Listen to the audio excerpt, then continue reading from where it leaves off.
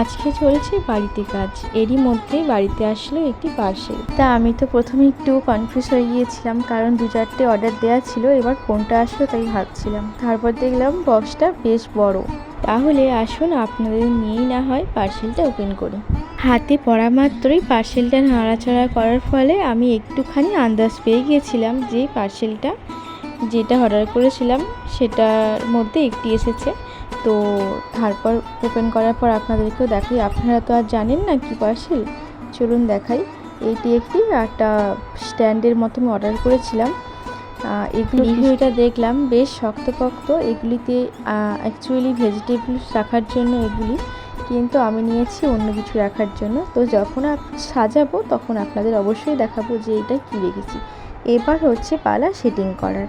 এতক্ষণ তো নাড়াচাড়া করছিলাম পার্সেলটা নিয়ে, এই সেটিং করার ব্যাপারটা আসলেই আমার মাথার মধ্যে গুলিয়ে যায় যে কীভাবে করবো। তারপর আস্তে আস্তে দেখলাম যে এটা ভীষণ যে একটা বাচ্চা হাতেও করলে সে অনায়াসে এটি সেট করে ফেলতে পারবে। এই বক্স স্ট্যান্ডটার মধ্যে ছিল টোটাল 4টে ধাপ, অর্থাৎ 4টে স্টেপ। তো টোটালি হয়ে গিয়েছে, যখন কিছু রাখবো তখন আপনাদের সাথে অবশ্যই শেয়ার করবো। আজকের মতো টাটা।